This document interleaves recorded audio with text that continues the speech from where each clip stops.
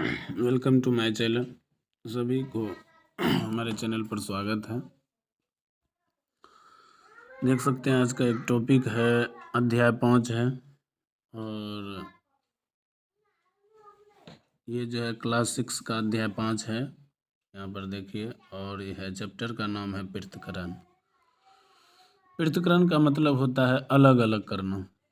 किसी भी वस्तु को अलग कैसे करेंगे, किस विधि से करेंगे। काफ़ी अच्छा चैप्टर है, इम्पोर्टेंट चैप्टर है, सभी के लिए है। क्लास 6 का तो विज्ञान है, लेकिन ये सभी वर्गों के लिए है, सभी कॉम्पिटिटिव एग्जाम ये जो भी हैं पढ़ते हैं सभी के लिए है।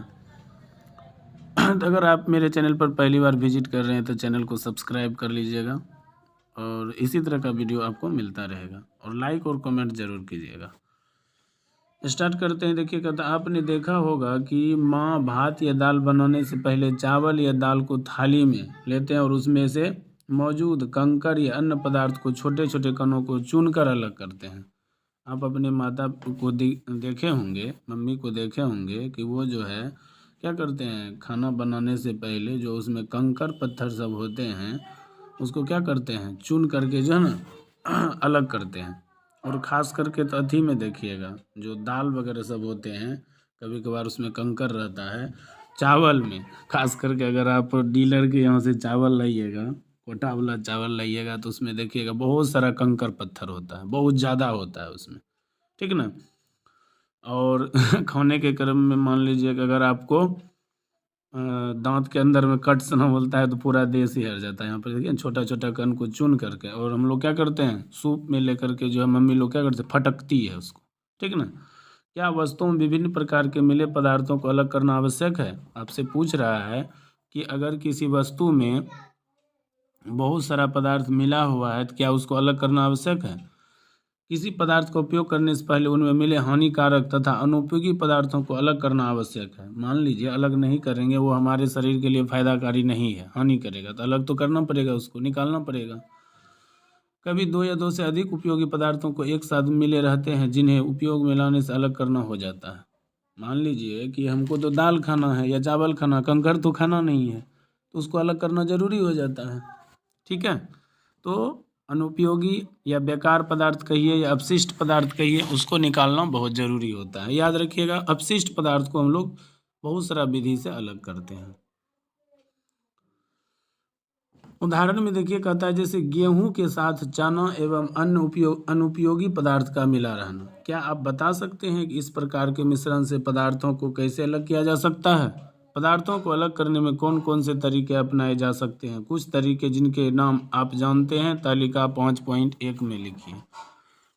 हम लोग तो ज़्यादातर क्या करते हैं, फटक के, या तो सुप्ती से या सूप से फटकते हैं, चालनी से चालते हैं, ठीक ना।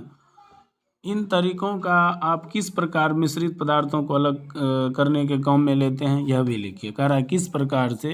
देखिए, हम आपको बिल्कुल सरल भाषा में, आसान भाषा में समझाएंगे। इसीलिए कहते हैं कि आप जो है ना बड़े बड़े रंगीन और प्रोजेक्टर की तरफ, डिजिटल की तरफ मत भागिए।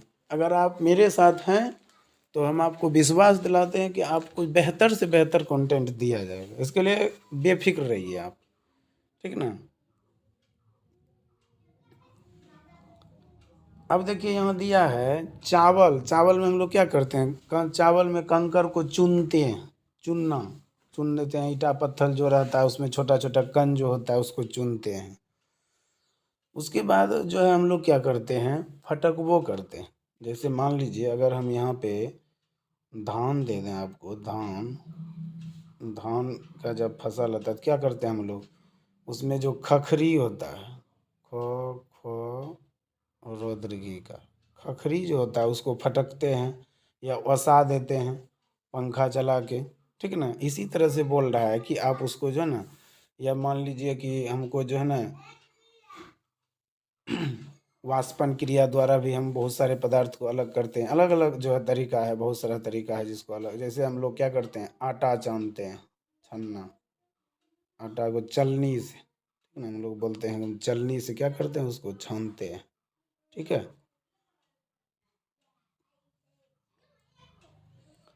ठोस पदार्थों से, देखिए यहाँ पे नोट कीजिएगा, ठोस पदार्थ को ठोस पदार्थों से अलग करने के लिए चुनना, चालना तथा ओसाना विधि का प्रयोग करते हैं।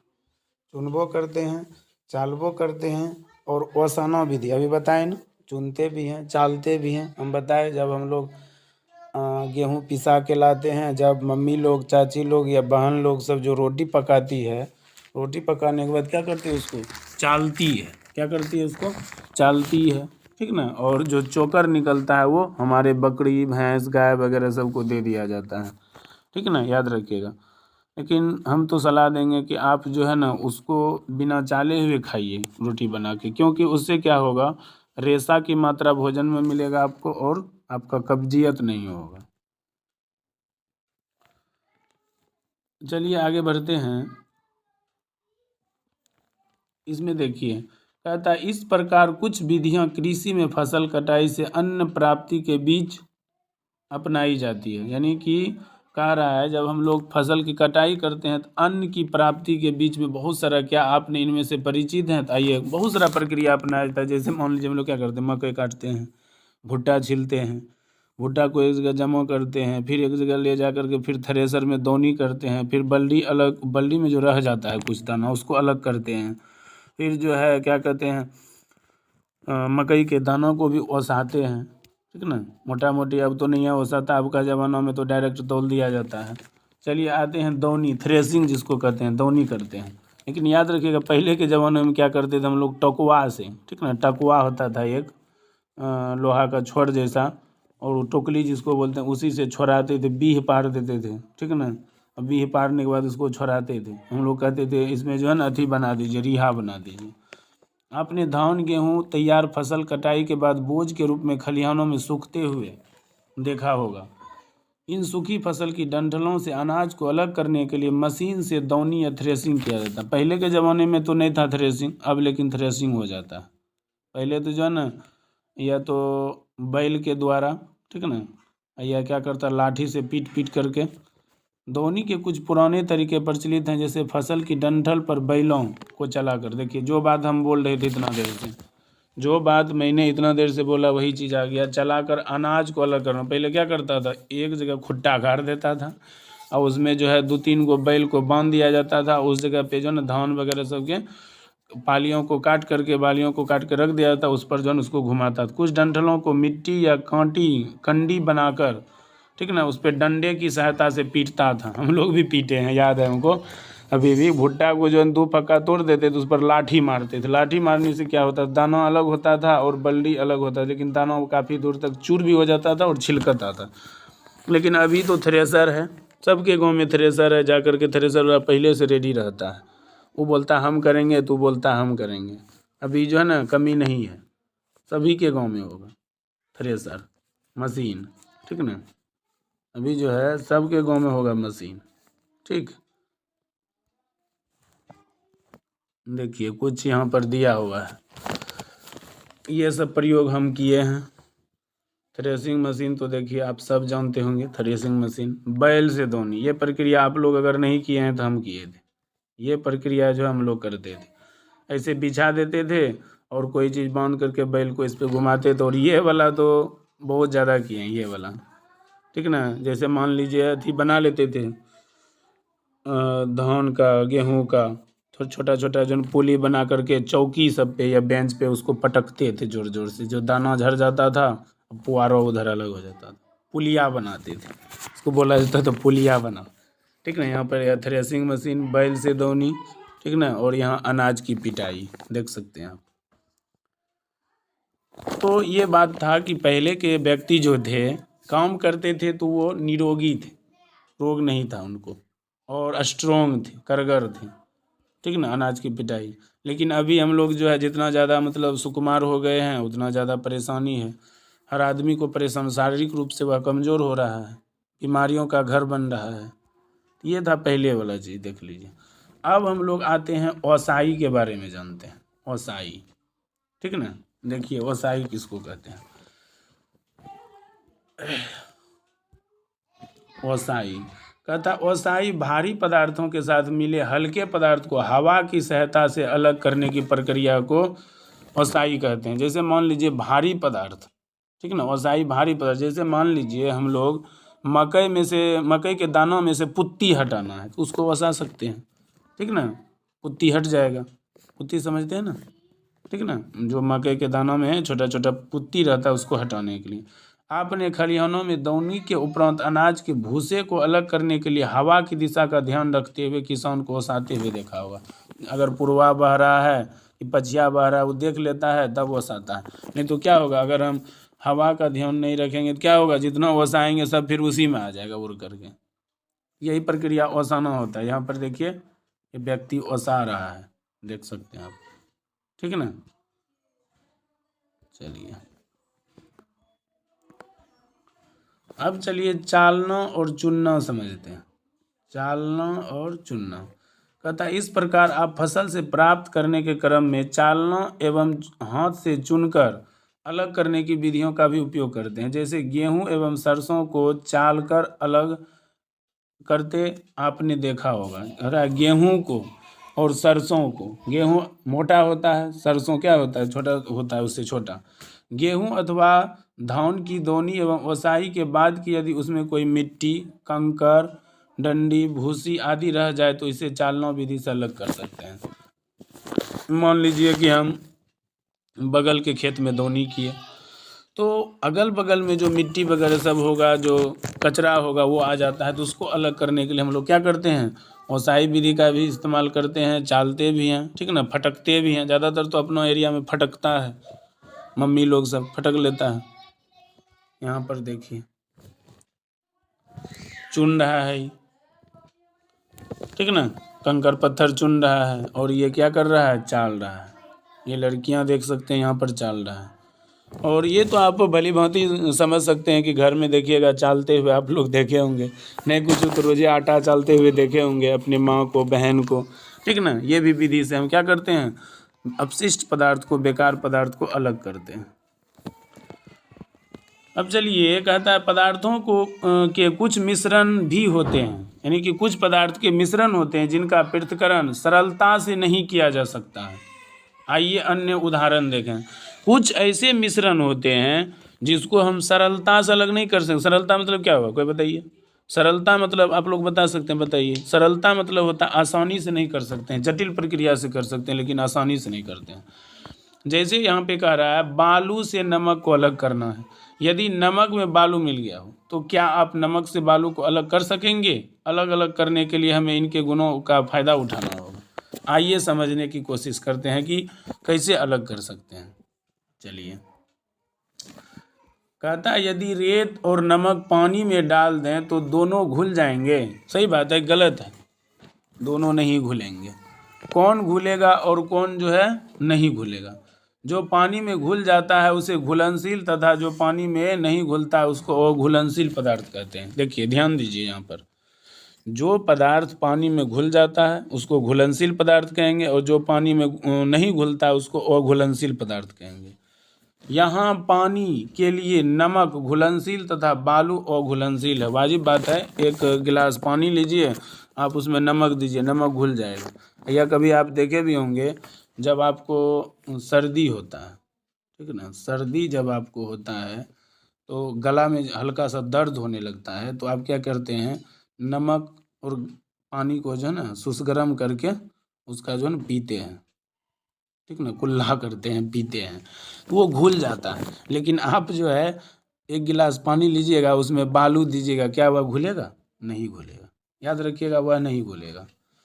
घुलनशील पदार्थ को अघुलनशील पदार्थ से छान कर अलग करते हैं। अगर कोई घुलनशील पदार्थ है और कोई अघुलनशील पदार्थ है उसको छान कर अलग, और फिर वाष्पन के द्वारा पानी से नमक को अलग कर दिया जाता है। वाष्पन मतलब क्या हुआ, गर्म करेंगे तो भाप के रूप में ऊपर उड़ जाएगा और क्या होगा, वह पदार्थ वहाँ रखा रहेगा। समझे। तो जो पदार्थ जल में घुल जाते हैं उसको घुलनशील कहते हैं, जो जल में नहीं घुलते हैं उसको अघुलनशील पदार्थ कहते हैं। तो पानी में नमक, चीनी घुलनशील है, लेकिन रेत, कंकर, बालू ये सब अघुलनशील है, याद रखिएगा।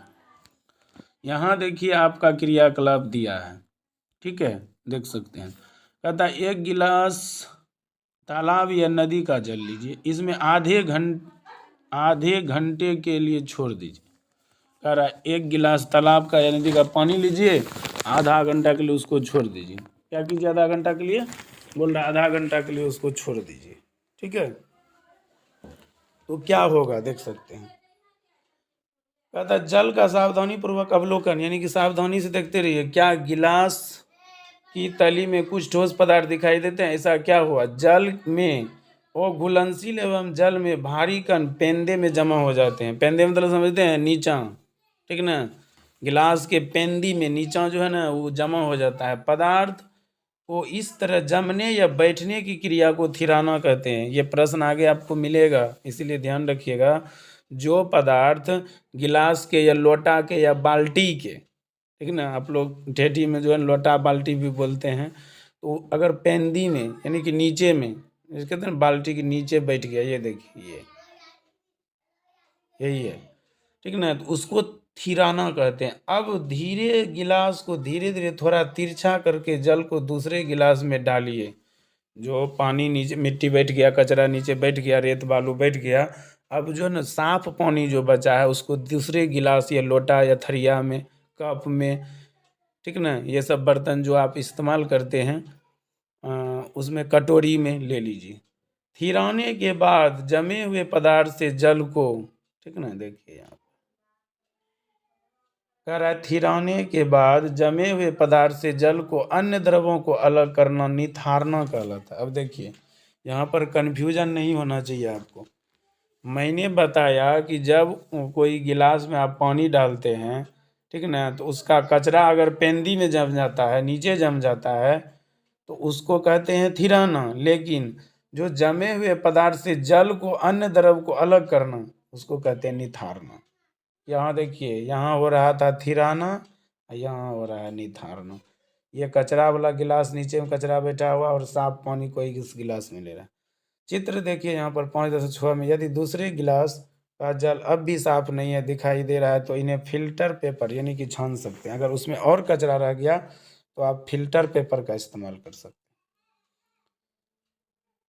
फिल्टर पेपर एक ऐसा कागज होता है जिसमें अत्यंत छोटे छिद्र होते हैं और छोटे छोटे ठोस कण पार नहीं कर पाते हैं और फिल्टर पेपर पर ही टंगे रह जाते हैं। फिल्टर पेपर का उपयोग करके दर्शाया गया है। हम लोग जैसे चाय से चाय पत्ती को छाँकना विधि, कहते हैं ना चाय छाँक, मेहमान अलो छै, कुटुम अलो छै, हो बाबू चाय दिल कि नहीं दिल, कन्नो से अलो, तो लोग यही बात बोलते हैं।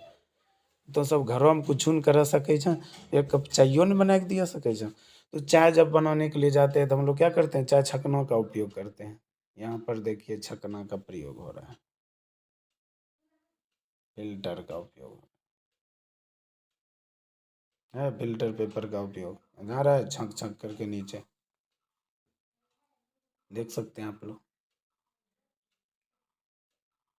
चलिए, कहता है हम लोग जो नमक खाते हैं वह किस प्रकार से प्राप्त होता है? क्या कभी ने आपने सोचा, बोल रहा है आपने कभी सोचा कि नमक जो लाते हैं, दुकानदार से जाते हैं 15 ग्राम 10 ग्राम नमक ला लेते हैं, तो कभी सोचे कि नमक आता कहाँ से है? नमक कहाँ से आता है? समुद्र के जल में लवणों की अधिक मात्रा घुली रहती है। इन्हीं लवणों में साधारण नमक पाया जाता है। जिस नमक का प्रयोग हम करते हैं वह साधारण नमक ही तो है।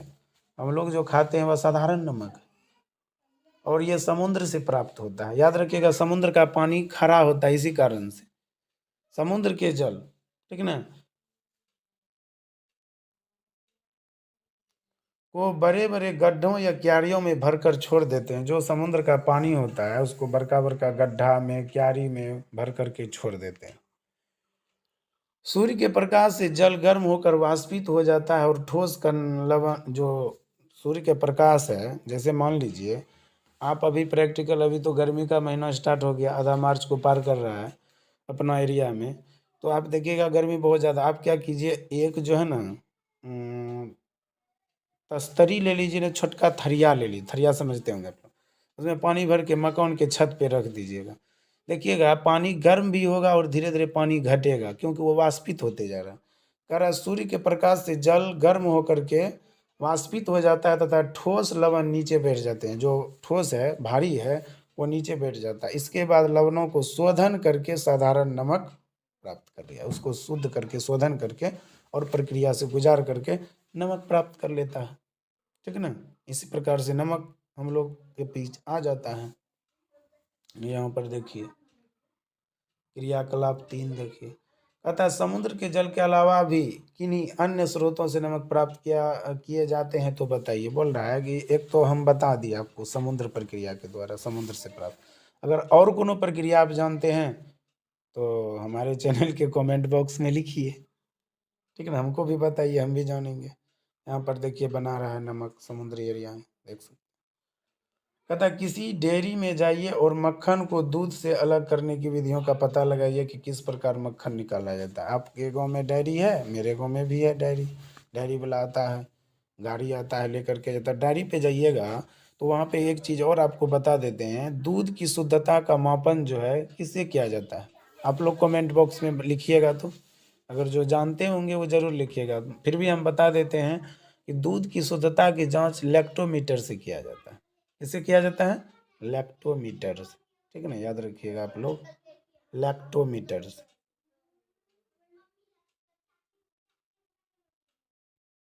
लैक्टोमीटर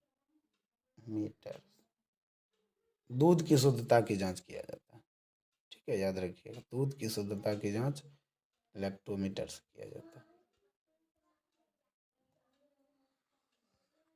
पदार्थों के द्रव्य मिश्रण अवयवों की पहचान करना।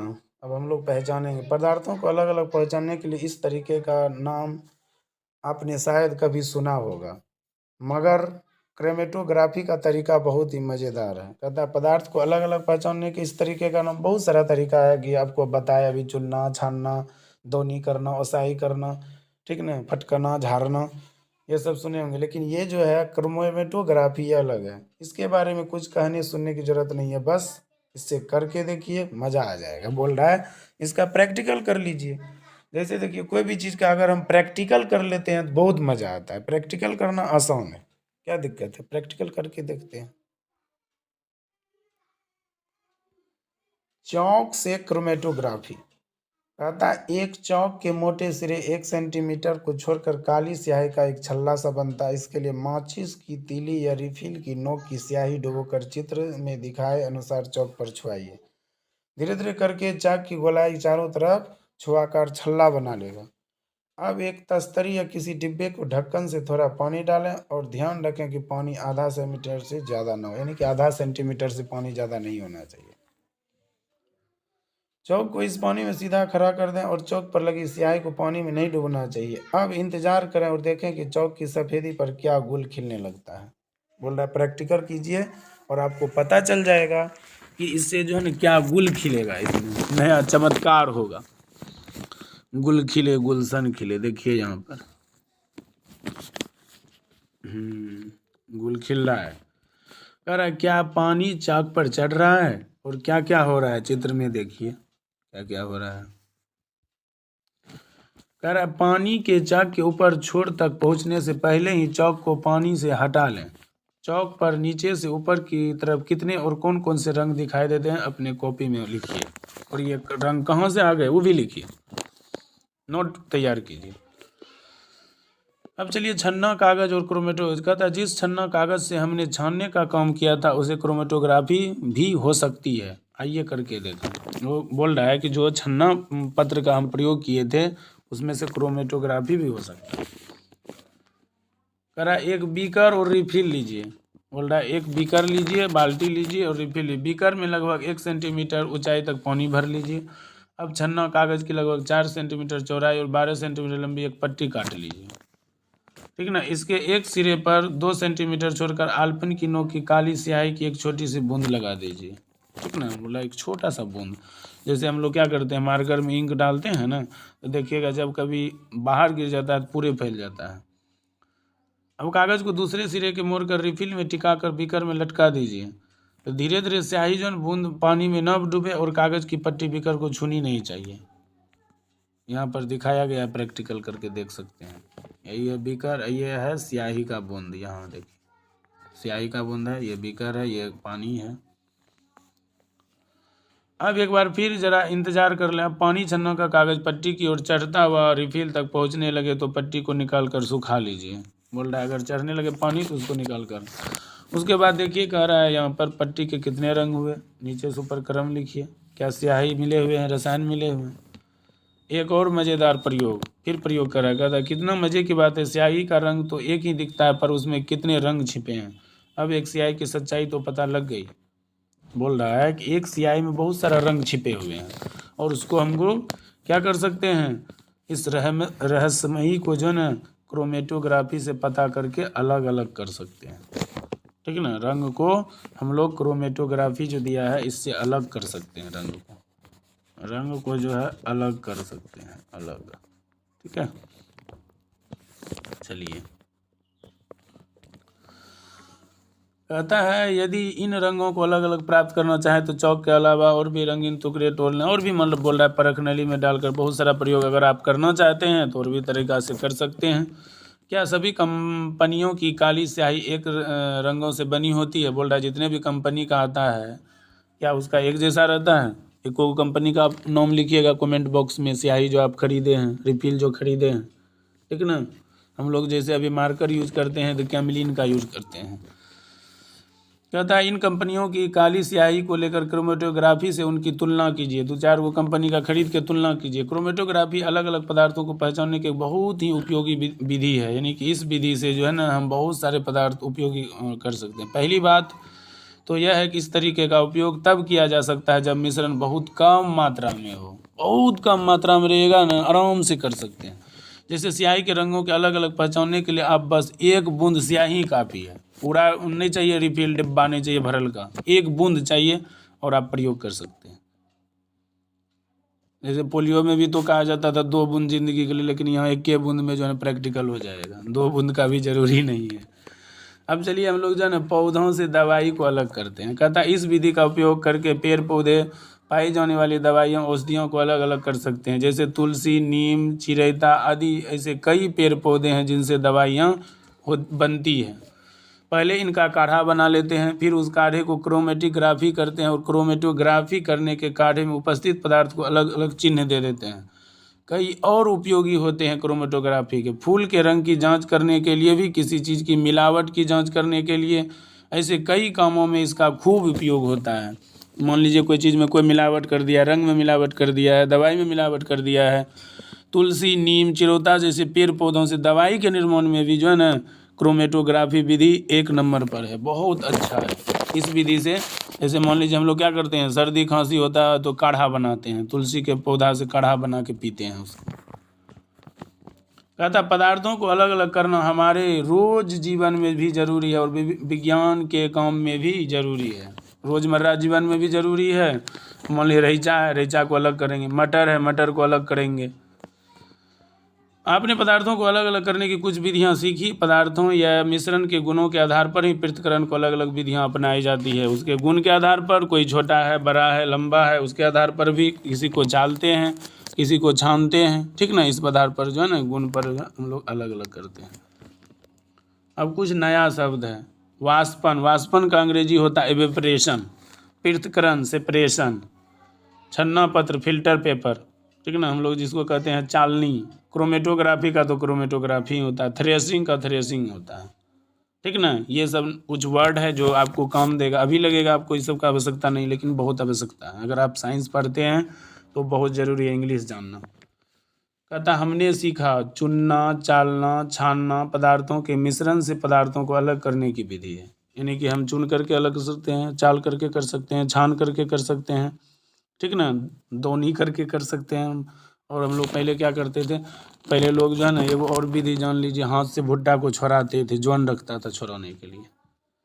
ऐसे टोकली से बी पार देते थे, रिहा पार देते थे भुट्टा में और उसको जौन छोड़ाते थे। अनाजों के भूसों को ओसाना विधि से अलग कर अनाज दाने प्राप्त किया जाते हैं। जब हम लोग जौन अनाज के दानों में भूसा मिला हुआ है तो उसको अलग करते हैं, ओसाते हैं। आजकल तो पंखे चला देता है। ठीक ना, और अभी तो मान लीजिए नीतीश कुमार जी फ्री कर दिया है, 125 यूनिट फ्री यूज कर सकते हैं, कोई दिक्कत नहीं, ओसाते रहिए कर करा के। सही उत्तर चुनिए। कहता है वे पदार्थ जो पानी या अन्य तरल पदार्थों में घुल जाते हैं उन्हें कहा जाता है घुलनशील। अभी बताए हैं आपको कि अगर हम पानी में नमक मिलाएंगे, चीनी मिलाएंगे, घुल जाएगा तो उसको घुलनशील कहेंगे। जो पदार्थ घुल जाता है उसको घुलनशील कहेंगे। कहता है पदार्थों को अलग अलग करने की क्रिया क्या कहलाती है? वाष्पीकरण से भी कर सकते हैं, चुन कर भी, छान करके भी, इनमें से सभी हो जाएगा। इसका आंसर हो जाएगा इनमें से सभी, याद रखिएगा, इनमें से सभी। उसके बाद है आपका जल में अघुलनशील एवं जल से भारी कण बर्तन के पेंदे में जम जाने की क्रिया क्या कहलाती है? थिराना कहलाती है। और जब इस जमने के बाद दूसरे गिलास में साफ पानी को लेते हैं तो उसको निथारना कहते हैं, लेकिन इसको थिराना कहते हैं, याद रखिएगा, कन्फ्यूजन नहीं होना चाहिए। उसके बाद कह रहा है कि थिराने के बाद जमे हुए पदार्थ से जल या अन्य द्रव की क्रिया कहलाती है निथारना। अभी तुरंत बोले ना, निथारना कहते हैं इसको, ठीक है। उसके बाद है आपका कि जब मिश्रण बहुत कम मात्रा में हो तो इसे अलग करने में बेहतर क्या होगा? जब मिश्रण बहुत कम मात्रा में, अभी तुरंत आप पढ़े हैं, तो उसको कहते हैं क्रोमेटोग्राफी। जैसे एक बूंद जो है ना स्याही से ही प्रयोग कर सकते हैं, ठीक ना, इसको कहते हैं क्रोमेटोग्राफी। क्या कहते हैं? क्रोमेटोग्राफी कहते हैं। तो ये था आज का टॉपिक। आप लोगों को यह वीडियो कैसा लगा ज़रूर कमेंट बॉक्स में लिखिएगा। तो बस आज के लिए यहीं तक। Thank you. जय हिंद।